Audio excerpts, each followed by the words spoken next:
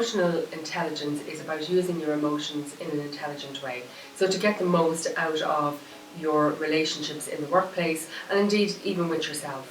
Companies like B-Sky-B, Deloitte, Grant Thornton in the UK, PwC, L'Oreal, Sheraton Hotels, they have all built emotional intelligence training into their leadership programs.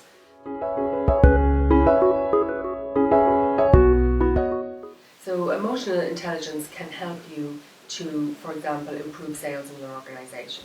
And you might wonder, well, how will it do that? Emotional intelligence is made up of 10 competencies. One of those is empathy, another one is self-awareness, flexibility would be another one. So it's the ability of the person to be able to build all of those competencies up into a very strong base.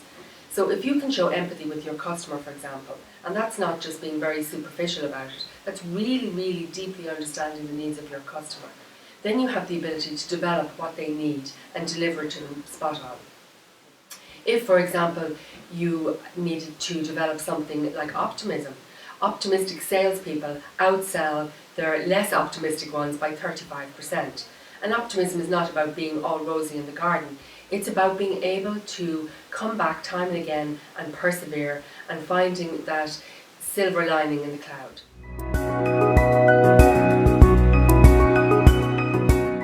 So initially what I would do is I would do a workshop for an organisation. Now they have the ability to invite in whoever they want to that because part of my mission is just to spread the importance of emotional intelligence in all companies. But then they might just decide, look, we'll have 3 of our managers actively work on it. So what they would do is they would each take an emotional capital report 360. Now that's a report where they would answer, it's an online report, where they would answer a number of questions around how they behave at typical times. And what they would do is they would choose a number of their peers or the direct reports or their boss and so on to also answer those self-same questions. And what you get is a very succinct report with a graph on it with each of the 10 competencies of emotional intelligence and where you are, whether it's a development area or whether it's a signature strength on that competency.